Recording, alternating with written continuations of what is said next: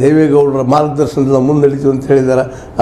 ಅದರಿಂದ ನಮ್ಮ ದೇವೇಗೌಡರು ಇನ್ನಷ್ಟು ಖುಷಿಯಿಂದ ಓಡಾಡಿ ಕೆಲಸ ಮಾಡ್ತೀನಪ್ಪ ನಾನು, ನಮ್ಮ BJP ಮತ್ತು JDS ಗೆಳೆತ ಹಿಂಗೆ ಮುಂದುವರಿಲಿ ಅನ್ನೋಂಗೆ ಅವರು ಮಾತಾಡಿದ್ದಾರೆ. ಅಂದ್ರೆ ಒಟ್ಟಿನಲ್ಲಿ ಏನಪ್ಪ ಅಂತಂದ್ರೆ ಇದು ಒಂದೇನೋ ಒಳ್ಳೆಯ ಸಂಕೇತ ಅವರಿಬ್ಬರು ಗೆಳೆತನದಲ್ಲಿ BJPಗೆ ಮತ್ತು JDSಗೆ. ಇದು ಆ ಹಿನ್ನೆಲೆಯಲ್ಲಿ ಈ ಒಂದು ಕ್ಷೇತ್ರಗಳನ್ನು, ಅದರಲ್ಲೂ ಚಿಕ್ಕಬಳ್ಳಾಪುರ ಕ್ಷೇತ್ರವನ್ನು ಗೆಲ್ಲಲಿಕ್ಕೆ ಸಾಧ್ಯನಾ ಅಂತ ಒಂದಿಷ್ಟು ವಿಚಾರ ಮಾಡಬೇಕಾಗಿದೆ. ಯಾಕಂದರೆ ಅದು ಸ್ವಲ್ಪ ವೀಕ್ ಅದನೋ ಮತ್ತೇನದನೋ ಅನ್ನೋ ಕಾರಣಕ್ಕಾಗಿ ಒಟ್ಟು ಬಂದಿದ್ದಾರೆ ಆ ಏರಿಯಾದಲ್ಲೇ. ಅದ್ರ ಜೊತೆಗೆ ಒಂದಿಷ್ಟು ಮಾತುಗಳನ್ನು ಮಾತಾಡಿದ್ದಾರೆ. ಮತ್ತು ಈ ಭಾಗದಲ್ಲಿ ಏನದಪ್ಪ ಅಂದ್ರೆ ಒಕ್ಕಲಿಗರು ಮತ್ತು ಹಿಂದುಳಿದವರ ನಡುಕ ಸ್ವಲ್ಪ ಮತಗಳ ಹೆಚ್ಚು ಕಡಿಮೆ ಸಮಾನವಾಗಿ ಒಂದು ಹೆಚ್ಚು ಕಡಿಮೆ ಅದಾವೆ. ಹೀಗಾಗಿ ಈ ಒಂದು 19,81,349 ಮಂದಿ ಮತದಾರರಿದ್ದಾರೆ. ಇದರಲ್ಲಿ ಒಕ್ಕಲಿಗರಿದ್ದಾರೆ, ಬಲಿತರಿದ್ದಾರೆ, ಹಿಂದುಳಿದವರಿದ್ದಾರೆ, ದಲಿತರಿದ್ದಾರೆ, ಅಲ್ಪಸಂಖ್ಯಾತರಿದ್ದಾರೆ. ಇದ್ರೊಳಗೆ ಈ ಜನ ಎಲ್ಲ ಏನಪ್ಪ ಅಂದ್ರೆ ಈ ಚಿಕ್ಕಬಳ್ಳಾಪುರದ ಒಬ್ಬ ಅಭ್ಯರ್ಥಿಯನ್ನು ಆರಿಸುವಂಥದ್ದು. ಅಂದರೆ ಮುಖ್ಯವಾಗಿ ಅನೇಕ ನಿಂತಿದ್ದಾರೆ ಅಲ್ಲಿ ಇಲೆಕ್ಷನ್ಗೆ.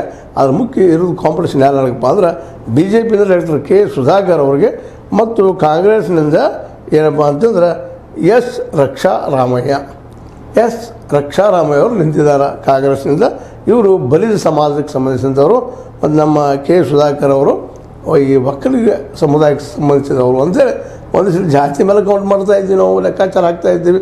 ಮತ್ತು ನಮ್ಮ ಜನನು ಜಾತಿವಾರದ ಜನಗಟ್ಟಲ್ಲಿ ವಿಚಾರ ಮಾಡೋದ್ರಿಂದ ಆ ಮಾತನ್ನು ಇಲ್ಲೇ ನಿಮ್ಮ ಮುಂದೆ ಹೇಳಬೇಕಾಗಿದೆ. ನಿಜವಾಗಿ ಅದನ್ನು ಹೇಳಬಾರ್ದು ನಾವು, ಬಟ್ ಆದರೆ ವ್ಯವಸ್ಥೆಗಳಿಗೆ ಏನು ನಡೆದ ಅನ್ನೋದು ಮಾತ್ರ ನಾವು ಹೇಳಲೇಬೇಕಾಗ್ತದೆ. ಯಾಕಂದ್ರೆ ನಮ್ಮ ಮೀಡಿಯಾದ ಉದ್ದೇಶ ಆದಷ್ಟು ಸತ್ಯನ ಹೇಳೋಕ್ಕೆ ಪ್ರಯತ್ನ ಮಾಡೋದು. ಹೀಗಾಗಿ ಇದರಲ್ಲೇ ಪುರುಷರು 9,83,775 ಜನ ಇದ್ದಾರೆ. ಇನ್ನು ಸ್ತ್ರೀಯರು 9,97,306 ಅದು ಹೆಣ್ಮಕ್ಳು ಹೆಚ್ಚಿದ್ದಾರೆ ಈ ಕ್ಷೇತ್ರದಲ್ಲೇ. ಹೀಗಾಗಿನ ನಮ್ಮ ಮೋದಿಯವರು ಅದ್ರ ಸಹಿತ ನಮ್ಮನ್ನು ಹೆಣ್ಮಕ್ಳು ಗೆಲ್ಲಿಸಿಕೊಡ್ತಾರೆ ಅನ್ನುವಂಥ ಮಾತನ್ನು ಮಾತಾಡಿ ಹೆಣ್ಮಕ್ಳ ಬಗ್ಗೆ ಒಂದು ಒಳ್ಳೆಯ ಮಾತನ್ನು ಮಾತಾಡಿ ಹೋಗಿದ್ದಾರೆ ಅನ್ನೋದು ಅಷ್ಟು ಸತ್ಯದ. ಇಲ್ಲಿ ಈ ಒಂದು ಕ್ಷೇತ್ರದಲ್ಲಿ ಒಟ್ಟು 8 ಕ್ಷೇತ್ರದಾಗ 5 ಕಡೆ ಕಾಂಗ್ರೆಸ್ ಅದ, ಮತ್ತು 2 ಕಡೆ BJP ಅದ, 1 ಕಡೆ ಪಕ್ಷೇತರ ಅದ. ಇದೇ ಒಂದು ಚಿಕ್ಕಬಳ್ಳಾಪುರಕ್ಕೆ ಒಂದು ವಿಧಾನಸಭಾ ಕ್ಷೇತ್ರದಲ್ಲೇ ನಮ್ಮ ಡಾಕ್ಟರ್ K. ಸುಧಾಕರ್ ಅವರು ಸೋತಿದ್ದು ನಮಗೆ ಗೊತ್ತಿದೆ, ನೆನಪದ ನಮಗೆ. ಈ ನೆಲೆಯಲ್ಲಿ ಇವತ್ತು ಇವ್ರು ಗೆಲ್ಲಬಹುದಾ K. ಸುಧಾಕರ್ ಅವರು ಒಂದು MP ಸ್ಥಾನಗಳಿತ್ತು ಅನ್ನೋದು ಅಷ್ಟೇ ಪ್ರಶ್ನೆ ಅದ. ಯಾಕಂದರೆ ಇಲ್ಲಿ ಏನದಪ್ಪ ಅಂತಂದ್ರೆ ರಕ್ಷಾರಾಮಯ್ಯನವರು ಅವರು ಸಹಿತ ಜನರಲ್ಲೇ ಸಾಕಷ್ಟು ಪರಿಚಿತರಿದ್ದಾರೆ, ಯುವಕರಿದ್ದಾರೆ. ಅವ್ರ ತಂದೆಯವರು ಅವ್ರ ಪರವಾಗಿ ಓಡಾಡಿ ಕೆಲಸ ಮಾಡ್ತಾಯಿದ್ದಾರೆ.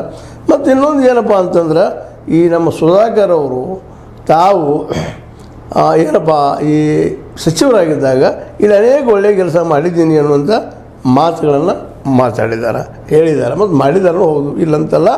ಮತ್ತು ಇಲ್ಲಿ ಈಗ ಹೇಳ್ತಾ ಇದ್ದಾರೆ ಈ ಬಯಲುನಾಡಿಗೆ ನಾನು ಶಾಶ್ವತವಾಗಿ ನೀರಿನ ವ್ಯವಸ್ಥೆ ಮಾಡ್ತೀನಿ ಅನ್ನುವಂಥ ಮಾತಿನ ಭರವಸೆಯನ್ನು ಕೊಡ್ತಾ ಇದ್ದಾರೆ. ಯಾಕಪ್ಪ ಅಂದ್ರೆ ಈ ಕ್ಷೇತ್ರ ವಿಶೇಷವಾಗಿ ಏನಪ್ಪ ಮೇಲಿನ ಮೇಲೆ ಈ ನೀರಾವರಿ ಯೋಜನೆಗಳು ಇಲ್ಲದಕ್ಕಾಗಿ ನೀರಾವರಿಗಾಗಿ ಅನೇಕ ಜನ ಪಾಪ ಒದ್ದಾಡುವಂಥದ್ದು ಬೇಸಿಗೆಯಲ್ಲಿ ಅಂತ ಏನು ಹೇಳುವಾಗಿಲ್ಲ.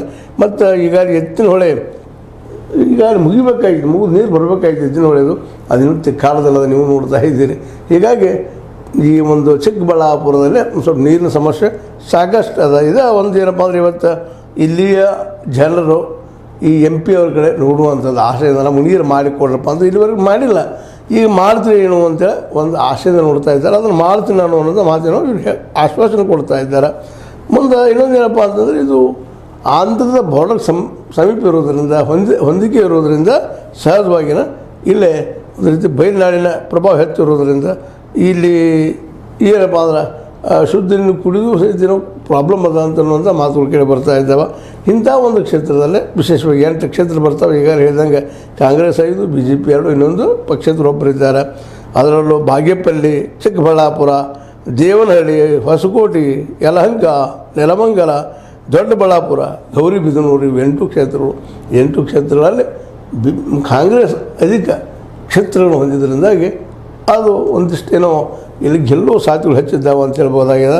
ಅದ್ರ ಜೊತೆಗೆ ಇನ್ನೊಂದು ಏನಪ್ಪ ಅಂತಂದ್ರೆ ಈ ಗ್ಯಾರಂಟಿ ಈ ಕಾಂಗ್ರೆಸ್ಸಿಗೆ ಭಾಳ ಅನುಕೂಲ ಆಗುವಂಥದ್ದು. ಅದೇನೂ ಇರಲಿ, BJP ಸರ್ಕಾರದಾಗ ಏನೋ ಬೆಂಗಳೂರು ಗ್ರಾಮಾಂತರದ ಅಲ್ಲಿ ಕೆಲಸ ಮಾಡಿದ್ದು ಮಾತ್ರ ಈ ಸಲ ನಮ್ಮ K. ಸುಧಾಕರ್ ಅವ್ರಿಗೆ ಹೆಲ್ಪ್ ಆಗಬಹುದು ಅನ್ನುವಂಥ ಮಾತುಗಳು ಕೇಳಿ ಬರ್ತಾ ಇದ್ದಾವೆ. ಅದೇ ಕಾಲಕ್ಕೆ ಈಗ ಈ ಸಲ JDS ಅದ ಹೊಂದಾಣಿಕೆ ಆಗ್ಯದ. ದೇವೇಗೌಡರು ಸ್ವತಃ ಇಲ್ಲಿ ಇವರಿಗೆ ಸಹಕಾರಿಯಾಗಿ HDK ಅವರು ಸಹಕಾರ ನಿಲ್ಲುವುದರಿಂದಾಗೆ ಇಲ್ಲಿ ಒಕ್ಕಲಿಗರ ಸಮುದಾಯ ಹೆಚ್ಚು ಇರೋದ್ರಿಂದ ಜೊತೆಗೆ ಇಲ್ಲಿ ಕೆಲಸನೂ ಮಾಡಿದ್ದಾರೆ ಅಂತ ಹೇಳ್ತಾ ಇದ್ದಾರೆ. ಬಟ್ ಕೋವಿಡ್ ಸಮಯದಲ್ಲಿ ಇವರು ದುಡ್ಡಿನ ಭಾಳ ಹೊಡೆದ್ರು, ಕರೆಂಟ್ ಭಾಳ ಮಾಡಿದ್ದಾರೆ ಅಂತ ಇವ್ರ ಮೇಲೆ ಆರೋಪಗಳಿದ್ದಾರೆ. ಈಗ ಜನ ಅವರಿಂದ ದೂರ ಸರಿದಿದ್ದಾರೆ ಅನ್ನೋದು ಮಾತದ.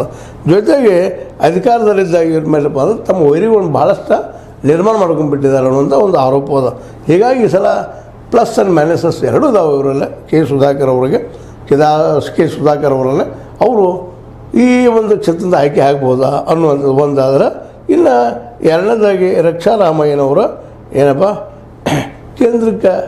ಕೇಂದ್ರದಿಂದ ರಾಜ್ಯಕ್ಕೆ ಅಥವಾ ರಾಜ್ಯದ ನೀರಾವರಿಗೆ ನಾವು ವ್ಯವಸ್ಥೆ ಮಾಡ್ತಾನೆ ಆರಿಸ್ತಂದ್ರೆ ನೀರಾವರಿಗೆ ಶಾಶ್ವತವಾಗಿ ಮಾಡುವಂಥ ಮತ್ತು ಕರ್ನಾಟಕದ ಬಗ್ಗೆ ಶಾಶ್ವತವಾಗಿ ಧ್ವನಿ ಎತ್ತುವಂಥ ಕೆಲಸ ಮಾಡ್ತೀನಿ ಅಂತ ಮಾತಾಡ್ತಿದ್ದಾರೆ. ಜೊತೆಗೆ ಇವರು ಬಲಿತ ಸಮುದಾಯಕ್ಕೆ ಇರೋದ್ರಿಂದ ಚಿಕ್ಕ ಸಮುದಾಯಗಳು ಇಲ್ಲೇ ಹೆಚ್ಚಿಗೆ ಅನುಕೂಲ ಆಗುವಂಗಿರೋದ್ರಿಂದ ಮತ್ತು ಕಾಂಗ್ರೆಸ್ ಇನ್ನೊಂದು ಸಾಕಷ್ಟು ಸಲ ಆರಿಸಿ ಬಂದದ. ಈ ಒಂದು 17ರಲ್ಲಿ 11 ಸಲ ಆರಿಸಿ ಬಂದದ. ನಂತರದಲ್ಲಿ BJP ಆಗಿದೆ ಮತ್ತು ಬೇರೆ. ಆದರೆ ಆ ಮೂಲನ ಮತ್ತು ನಾವು ಏನಾದರೂ ಮಾಡಿ ಪಡ್ಕೋಬೇಕು ಅನ್ನೋದು ಪ್ರಯತ್ನವನ್ನು ಕಾಂಗ್ರೆಸ್ಸಿಗರು ಮಾಡ್ತಾ ಇದ್ದಾರೆ. ಅದು ನೋಡಬೇಕಾಗ್ಯದ. ಇನ್ನು ಈಗ ಹೇಳಿದಂಗೆ ಈ ಭಾಗದಾಗ ಕಾಂಗ್ರೆಸ್ ಶಾಸಕರು ಹೆಚ್ಚಿರೋದ್ರಿಂದ ಅದು ಇವ್ರಿಗೆ ಹೆಲ್ಪ್ ಆಗ್ತೈತಿ ಅನ್ನೋದು ಒಂದು ಮಾತು. ಜೊತೆಗೆ ಏನಪ್ಪ ಅಂದ್ರೆ ಇವರಲ್ಲಿ ಒಂದು ಅನುಭವದ ಕೊರತೆ ಇರ್ಬೋದು. ಬಟ್ ಅವ್ರ ಸಂಜೆ ಅವರು ಓಡಾಡಿ ಕೆಲಸ ಮಾಡ್ತಾ ಇದ್ದಾರೆ ಅನ್ನೋಂಥ ಇವ್ರ ಬಗ್ಗೆ ಮಾತುಗಳು ಕೇಳಿ ಬರ್ತಾ ಇದ್ದಾವೆ. ಮತ್ತು ಯಾರ್ಯಾರು ಟಿಕೆಟ್ ಸಿಕ್ಕಿಲ್ಲ ಅವರೆಲ್ಲ ಇವರು ವಿರೋಧಿಗಳಾಗಿದ್ದಾರು ಅಂತೇಳಿ ಒಂದಿಷ್ಟು ಆರೋಪಗಳು ಕೇಳಿ ಬರ್ತವೆ. ಅದೇನು ಇರಲಿ, ಈ ಭಾಗದಲ್ಲೇ ಚಿಕ್ಕಬಳ್ಳಾಪುರದಲ್ಲಿ ಶಾಶ್ವತ ನೀರಾವರಿ ವ್ಯವಸ್ಥೆಯನ್ನು ಮಾಡಿಕೊಡುವಂಥ ಭರವಸೆಯನ್ನು ಇವರು ಕೊಡ್ತಾ ಇದ್ದಾರೆ. ಇಲ್ಲದು ಯಾವ ರೀತಿ ಆಗ್ಬೋದು ಏನೆಲ್ಲ ನೋಡೋಣ. ಇದು ಚಿಕ್ಕಬಳ್ಳಾಪುರದ ವಿಷಯ ಆದರೆ ಇನ್ನೊಂದಿಷ್ಟು ನಾವು ಇದೇ ಕಾಲಕ್ಕೆ ಚಿತ್ರದುರ್ಗದ ವಿಷಯದ ಬಗ್ಗೆ ಒಂದಿಷ್ಟು ಮಾತಾಡಬೇಕಾಗಿದೆ. ಇಲ್ಲಿ ಬಂದಂಥವ್ರು